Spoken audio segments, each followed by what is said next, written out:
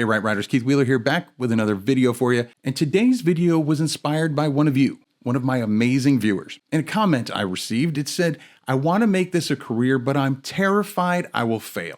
I also feel that I'm not a good enough writer.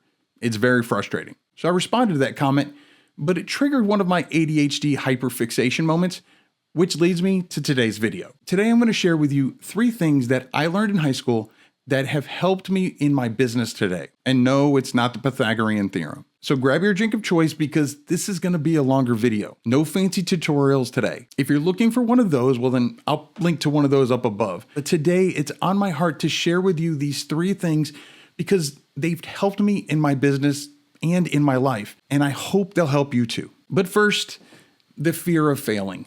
I totally get it.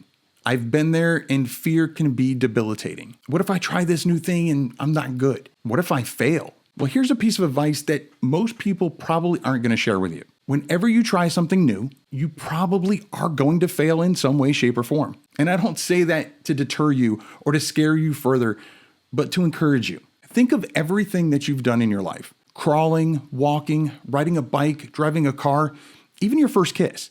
It doesn't matter. Chances are, with every one of these life milestones, at first, you failed. But you learned to crawl, you learned to walk, to ride a bike, to drive a car. Well, you get the idea. You didn't quit. You learned from your failure, and you got better. So like I said, you probably will fail in some way. But knowing that and accepting it can be liberating. Because if you know there's a chance you'll fail, and that's okay, well then you no longer have a reason to fear it. You don't have to be afraid to fail. Accepting that failing is part of learning then turns into, I'm going to do my best and learn from whatever mistakes I make. This way, the next time I get on my bike or the next time I write a book or whatever, I'll do it better. So here's what I learned in high school. I've always been an introvert and a bookworm and, well, super shy. In high school, my favorite author was William Shakespeare. I know, kind of a dork, I know. So sophomore year in English class, we were given the homework of memorizing a minimum of 4 lines from Shakespeare's Macbeth. Great. Then the bad news came. We'd have to stand up in front of the class and recite it. I honestly thought I was going to throw up, but I had straight A's and English was my favorite class, so I had to figure out a way to do that speech. So long story short, I figured it out. There's a monologue in Macbeth where Macbeth is talking to an imaginary dagger in front of him, and that was it. That was my light bulb moment. If I performed that monologue, well, then I didn't have to look at anyone. I could look at this imaginary dagger in front of me and not have to make eye contact, not to feel judged.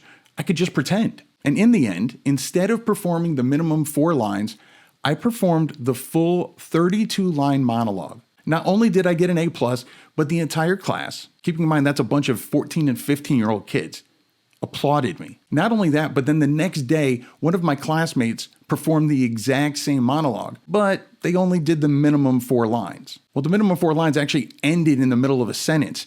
So my teacher called me up again and asked me to perform the rest of the monologue again. Yep, extra credit points. So you may be thinking, how in the world did this help you in your business? Well, first of all, it showed me that I can do anything I set my mind to as long as I think outside the box. And I find a way to face my fear and work around it. Now, if you've watched this channel for any length of time, you probably know I talk about thinking outside the box quite a bit on this channel.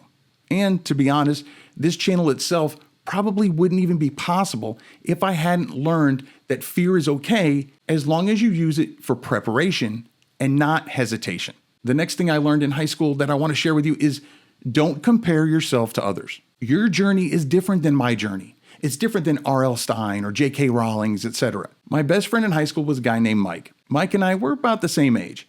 And as I was about to turn 16, I was preparing to take my driver's test. Now, Mike had been driving his dad's beat-up old Jeep on the family's property since he was like 12. So he had like 3 years more driving experience than I did. So I just knew that he was going to get a higher score on the driving test than I did. But here's the thing. He failed it. Not once, but twice. You see, yeah, he'd been driving longer, but he was on his family's property. No one ever taught him the rules of the road, using blinkers, hand signals, any of it. You see, what I saw as an advantage that he had over me was just based on my limited knowledge of his experience. As human beings, we can only see what's in front of us.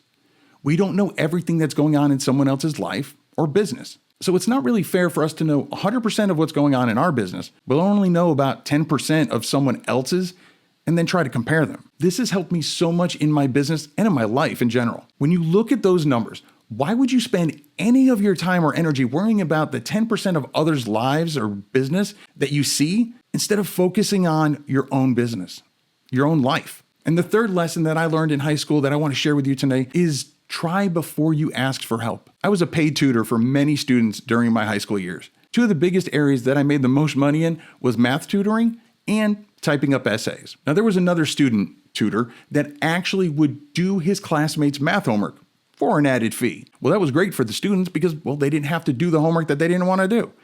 And the tutor, well, he made a good deal of money doing it. But here's the problem. On test day, all those students, they bombed because they didn't know how to actually do the work and solve the problems. Now, I mentioned that I made a good deal of change typing up essays for other students. I didn't change anything. I just typed what I saw. Typos, poor grammar, whatever was there was still there when I was done. But because at the age of 15, I could type about 180 words a minute, I was pretty popular at getting essays typed up. But here's the thing. Since many of the students didn't really know much about typing, I could honestly charge whatever I wanted, and most of them would have paid it. I wasn't greedy. I think I charged like $25 for a typical essay.